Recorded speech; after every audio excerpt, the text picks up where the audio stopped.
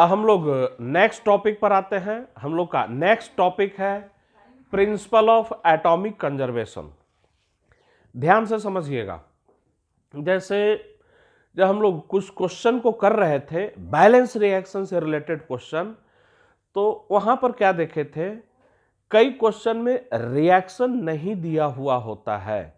तो वैसे केसेस में हमें रिएक्शन याद होना चाहिए, और रिएक्शन अगर याद नहीं है तो फिर वो क्वेश्चन नहीं बनेगा। लेकिन इस टॉपिक का एडवांटेज क्या है कि विदाउट रिएक्शन, बिना रिएक्शन को बैलेंस किए हुए, बिना रिएक्शन को याद किए हुए क्वेश्चन में जितना इंफॉर्मेशन दिया उतने इंफॉर्मेशन के बेसिस पर क्वेश्चन को हम लोग क्या कर सकते हैं, बना सकते हैं। तो ये टॉपिक भी केमिकल रिएक्शन से ही रिलेटेड है। लेकिन एक एडवांटेज क्या है कि उस केमिकल रिएक्शन को बैलेंस करने की जरूरत नहीं है, सारे प्रोडक्ट और सारे रिएक्टेंट को लिखने की जरूरत नहीं है।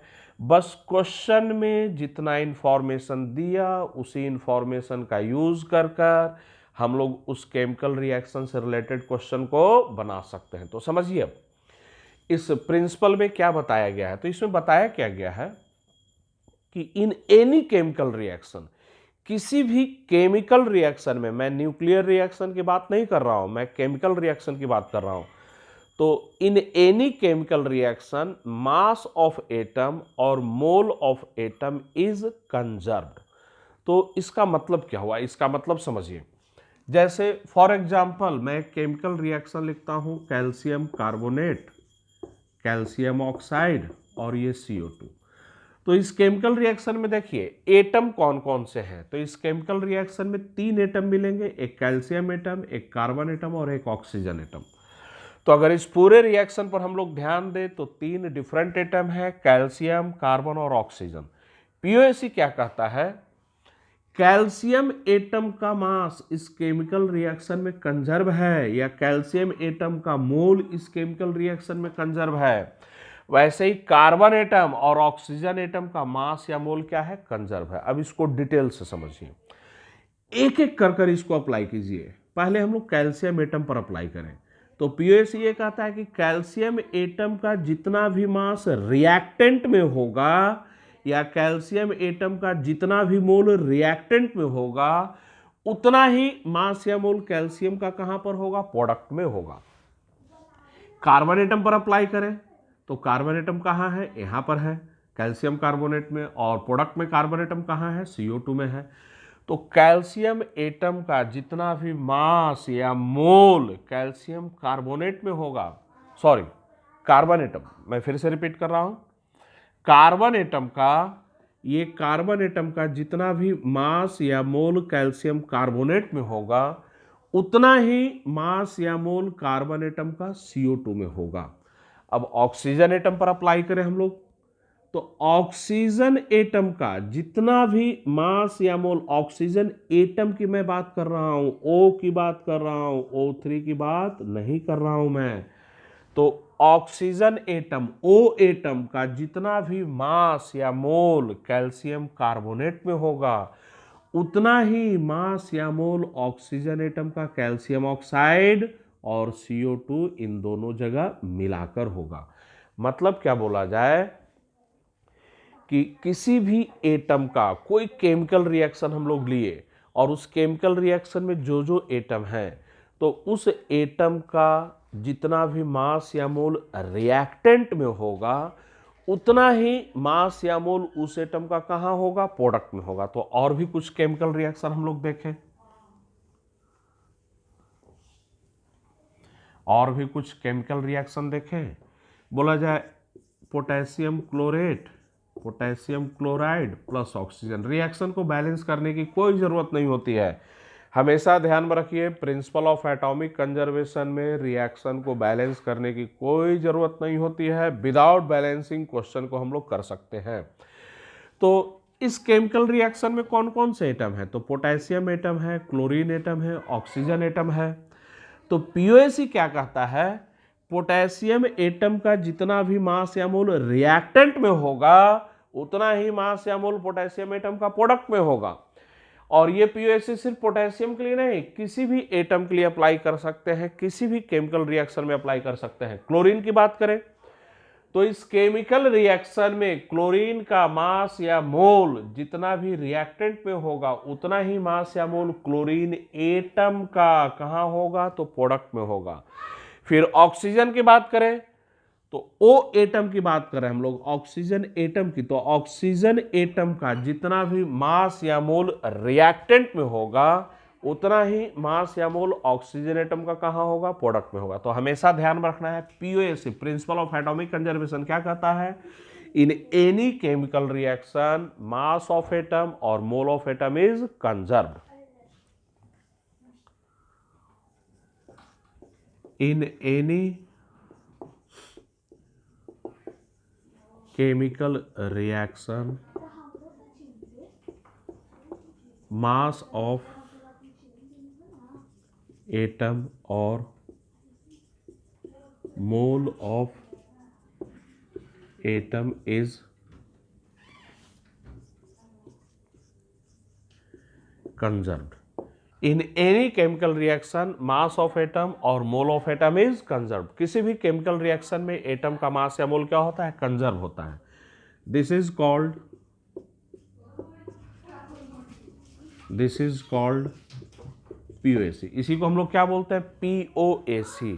P for principle, O for of, A atomic, C conservation. अब एक एग्जाम्पल से इसको समझा जाए। एक एग्जाम्पल ले लिए हम लोग, कैल्शियम कार्बोनेट सॉलिड, इसको हीट करेंगे तो calcium oxide solid plus CO2 gas बनेगा। एक एक कर कैल्शियम एटम, कार्बन एटम और ऑक्सीजन एटम पर पीओएसी अप्लाई कर रहे हैं। Applying POAC on calcium atom, calcium atom पर पीओएसी अप्लाई किया जाए तो मास और mole of calcium atom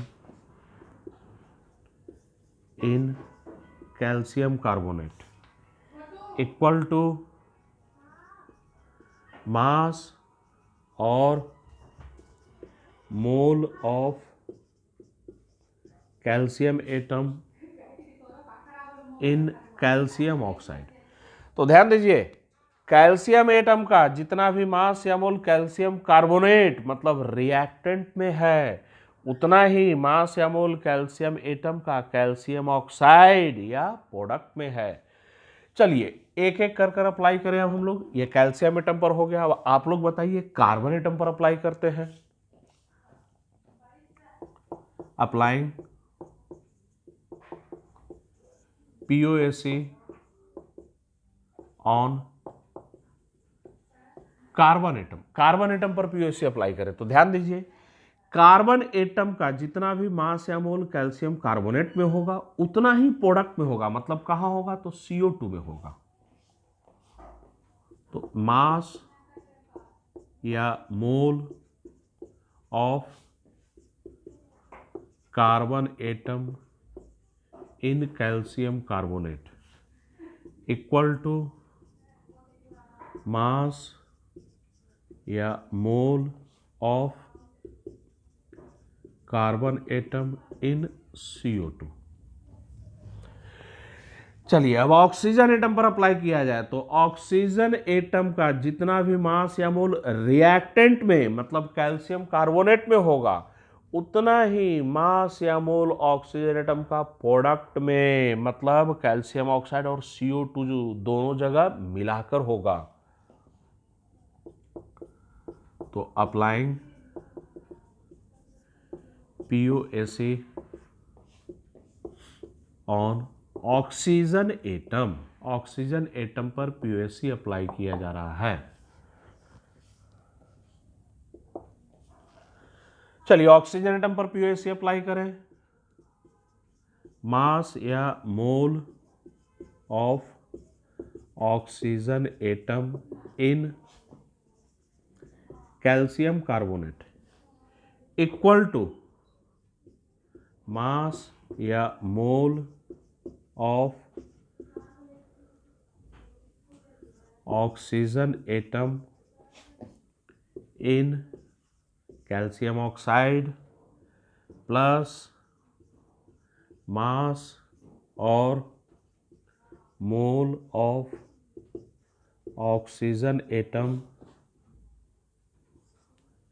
in CO2। ध्यान दें, ऑक्सीजन एटम का जितना भी मास या मोल कैल्शियम ऑक्साइड में है और ऑक्सीजन एटम का जितना भी मास या मोल CO2 में है, उन दोनों का सम, मतलब ऑक्सीजन एटम का जितना भी मास या मोल कैल्शियम ऑक्साइड और CO2 में मिलाकर प्रोडक्ट में, तो प्रोडक्ट में ऑक्सीजन एटम का जितना मास या मोल होगा उतना ही मास या मोल ऑक्सीजन एटम का कहाँ होगा, रिएक्टेंट में होगा।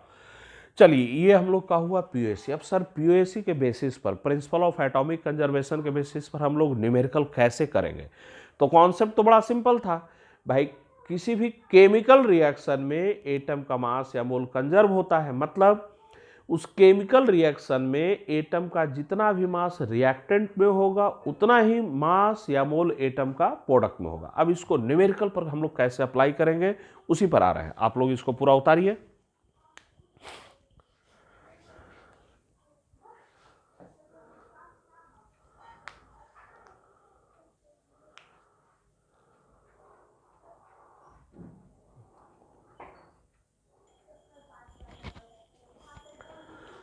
चलिए हम लोग आते हैं पहले क्वेश्चन पर, प्रिंसिपल ऑफ एटॉमिक कंजर्वेशन से रिलेटेड फर्स्ट क्वेश्चन पढ़िए क्या दिया हुआ है। 27.6 ग्राम ऑफ पोटेशियम कार्बोनेट, तो पोटेशियम कार्बोनेट का 27.6 gram was treated by a series of reagent. तो इसको हम लोग ट्रीट किए, कैसे कैसे ट्रीट किए, कैसे रिएक्शन करवाए, वो इंफॉर्मेशन नहीं दिया, लेकिन पढ़िए पोटेशियम कार्बोनेट का कितना ग्राम, 27.6 ग्राम वाज ट्रीटेड या was reacted by a series of reagents या by a series of chemical compound.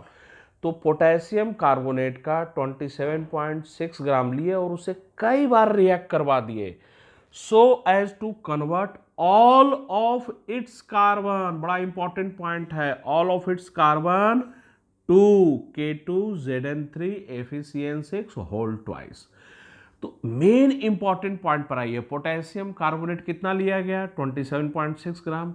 कई रिएक्शन किए, कैसे किए नहीं पता है, लेकिन इसका सारा का सारा कार्बन किस में आ गया है, तो इस प्रोडक्ट में आ चुका है। कैलकुलेट वेट ऑफ प्रोडक्ट, हमें प्रोडक्ट का क्या निकालना है, वेट निकालना है। तो यहां पर देखिए दो डाटा मैंने पहले ही दे दिया है। पोटेशियम कार्बोनेट का मोलिकुलर वेट कितना, 138, आप लोग निकाल लीजिएगा। और ये जो कंपाउंड है इसका मोलिकुलर वेट कितना, 697, ये भी आप लोग निकाल लीजिएगा। तो ये दोनों का मोलिकुलर वेट दिया हुआ, और मोलिकुलर वेट कैसे निकालते हो बहुत शुरू में स्टार्टिंग में ही आप लोगों को सब पढ़ाया जा चुका है। तो इन दोनों का मोलिकुलर वेट मैंने निकाल कर पहले ही दे दिया है। अब हम लोग आते हैं क्वेश्चन पर।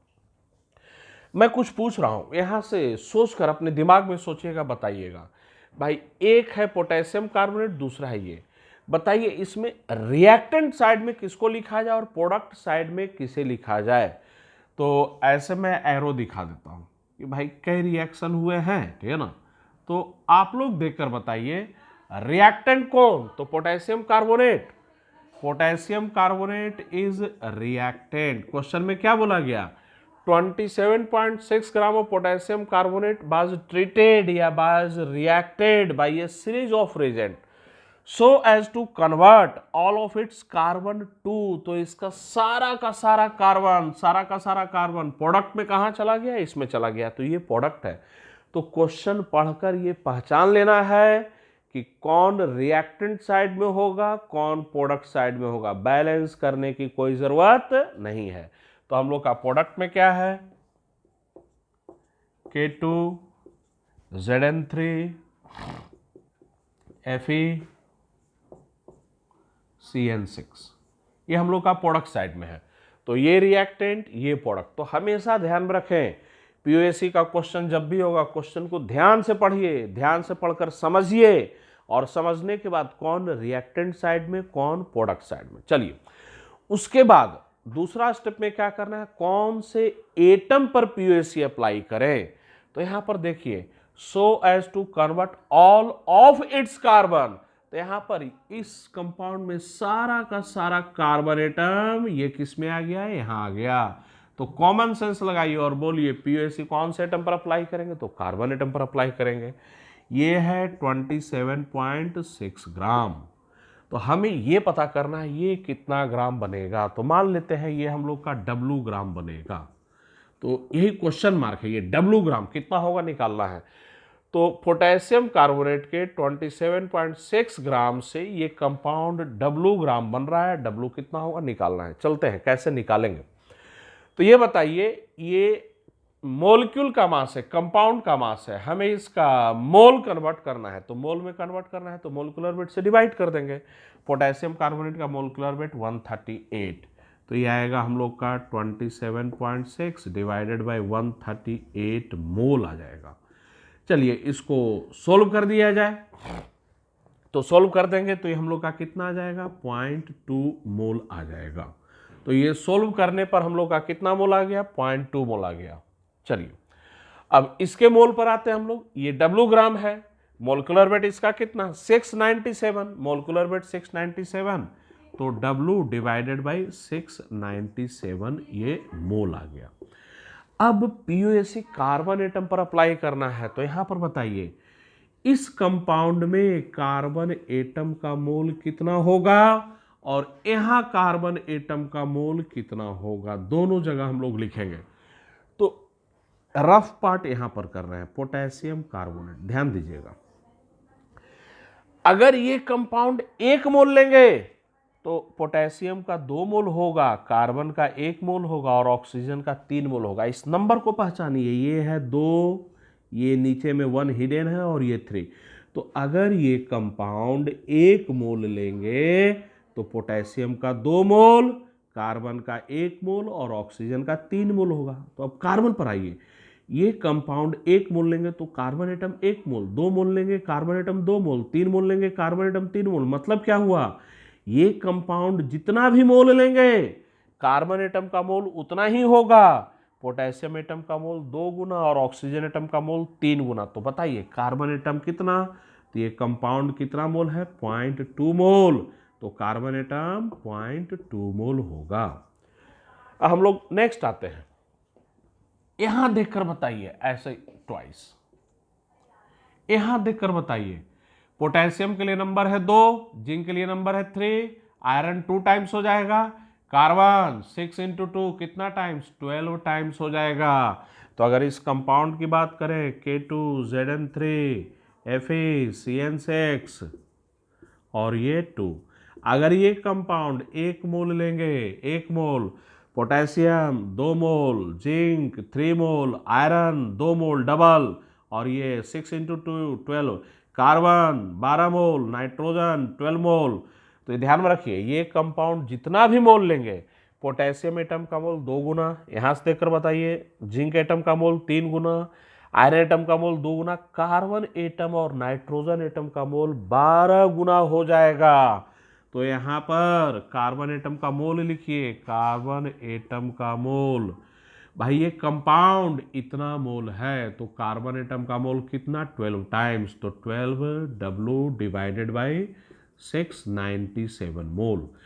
अब पीओएसी क्या कहता है, कार्बन एटम का मोल दोनों जगह क्या होगा, बराबर होगा।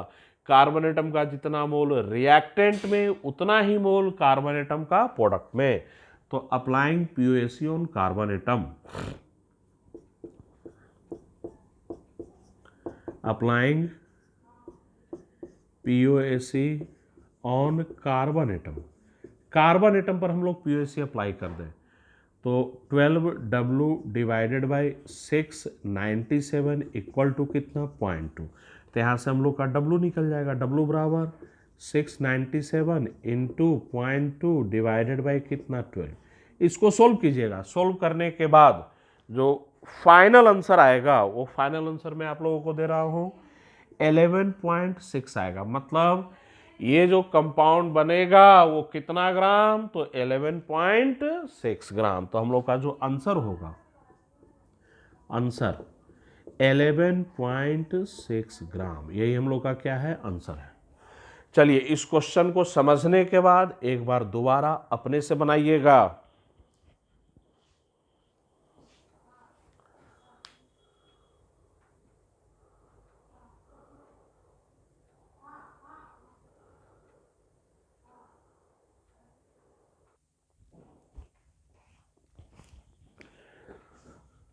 चलिए अब हम लोग पीओएसी के नेक्स्ट क्वेश्चन पर आते हैं। नया क्वेश्चन देखिए, नया क्वेश्चन क्या बोला जा रहा है, 2 kg ऑफ आयरन ओर। तो आयरन का एक ओर लिया गया है, कितना KG, 2 kg, containing 94% of ferric oxide. तो ध्यान में रखिएगा, अगर यहाँ पर सॉल्यूशन लिखा जाए तो आयरन का जो ओर लिया गया, आयरन ओर, वो कितना केजी लिया गया है, 2 kg।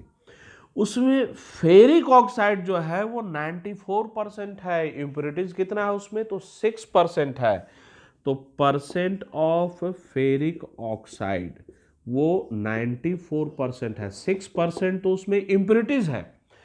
तो ये जो आयरन ओर लिया गया 2 kg, जिसमें फेरिक ऑक्साइड 94% है, produces iron in pure state. तो यहां पर हम लोग का क्या हो रहा है, आयरन का ओर जिसमें फेरिक ऑक्साइड था, इससे हम लोग क्या प्रोड्यूस कर रहे हैं, तो आयरन प्रोड्यूस कर रहे हैं प्योर स्टेट में। कैसे प्रोड्यूस कर रहे हैं, कौन सा रिएक्शन है, क्वेश्चन में नहीं बताया, जरूरत ही नहीं है, ठीक है ना। बस ये पता होना चाहिए फेरिक ऑक्साइड से आयरन प्रोड्यूस हो रहा है, कैसे हो रहा है, कोई जरूरत नहीं है यहां पर जानने की, बस ये जरूर पता होना चाहिए रिएक्टेंट में किसे लिखेंगे और प्रोडक्ट में किसे लिखेंगे। तो फेरिक ऑक्साइड से आयरन प्रोड्यूस हो रहा है, तो आयरन चला जाएगा प्रोडक्ट में और फेरिक ऑक्साइड कहाँ जाएगा, रिएक्टेंट में। तो हमें निकालना क्या है, calculate weight of iron produce. ये जो आयरन प्रोड्यूस हुआ है इसका क्या निकालना है, वेट निकालना है। चलिए एक एक कर आते हैं। तो mass of ferric oxide, ferric oxide का मास निकालिए भाई। 2 kg में 94% है, तो 94% हो जाएगा कितने केजी का, 2 kg का। तो 94/100 इंटू 2 kg, केजी ग्राम में कन्वर्ट कर दे, 2000 क्या आ जाएगा, ग्राम। तो फेरिक ऑक्साइड का मास निकल जाएगा हम लोग का इतना ग्राम, ये फेरिक ऑक्साइड का मास आ गया। Molecular weight of ferric oxide, ferric oxide का मॉलिक्यूलर वेट। तो molecular weight of ferric oxide, molecular weight आप लोग खुद से निकाल सकते हैं। यहां पर मैं मॉलिक्यूलर वेट दे देता हूं 160। हम लोग कैलकुलेट भी कर ले, आयरन का 2 एटम है 112, ऑक्सीजन 3 48, तो ये मॉलिक्यूलर वेट कितना 160। चलिए तो फेरिक ऑक्साइड का मॉलिक्यूलर वेट 160। अब ध्यान दीजिए, इसी फेरिक ऑक्साइड से आयरन क्या हो रहा है, प्रोड्यूस हो रहा है। आयरन कितना प्रोड्यूस होगा, हमें क्या करना है, निकालना है। फेरिक ऑक्साइड 1880 ग्राम है, जिसका मोलिकुलर वेट 160 है। तो मोल में कैसे कन्वर्ट करेंगे, तो मास को ग्राम में रखेंगे और उसे मोलिकुलर वेट से क्या कर देंगे, डिवाइड कर देंगे। तो ये क्या आ गया, मोल आ गया, इतना मोल। अब हमें पता करना है कि आयरन कितना ग्राम बना है या कितना केजी बना है। तो मान लेते हैं ये डब्लू ग्राम बना है, ये डब्लू ग्राम। तो इसे मोल में कन्वर्ट करें तो आयरन का एटॉमिक वेट कितना, तो 56 से डिवाइड कर देंगे, तो ये आयरन एटम का मोल हो गया। अब दोनों तरफ आयरन एटम का मोल लिखिए भाई। पीओएसी किस पर अप्लाई करेंगे, तो आयरन एटम पर, यहां भी आयरन एटम पर। तो जरा मोल लिखिए, ये मोल किसका है, आयरन का नहीं है, ये मोल फेरिक ऑक्साइड का है। तो फेरिक ऑक्साइड, यहां पर ध्यान दीजिए, आयरन 2 ऑक्सीजन 3, मतलब ये कंपाउंड 1 मोल लेंगे। तो आयरन एटम का 2 मोल और ऑक्सीजन एटम का 3 मोल। इसका मतलब क्या हुआ, ये कंपाउंड जितना भी मोल लिया जाएगा, आयरन एटम का मोल डबल और ऑक्सीजन एटम का मोल 3 गुना। तो ये कंपाउंड कितना मोल है, इतना मोल। आयरन एटम का मोल सीधे डबल कर दे तो 2 इंटू 1880 डिवाइडेड बाई 160, ये इतना मोल। और ये तो जो मोल था वो तो आयरन एटम का ही था, तो ये कितना आएगा, W/56 मोल। अब आयरन एटम पर पीयूएसी अप्लाई कर दें, तो अप्लाइंग पीयूएसी ऑन आयरन एटम पर पीयूएसी अप्लाई करें तो पीयूएसी क्या कहता है, आयरन एटम का जितना भी मास या मोल रिएक्टेंट में होगा उतना ही मास या मोल क्या होगा, प्रोडक्ट में होगा। तो आयरन एटम का मास या मोल दोनों जगह बराबर, तो दोनों को इक्वल कीजिए, तो W/56 equal to 2 × 1880 divided by 160।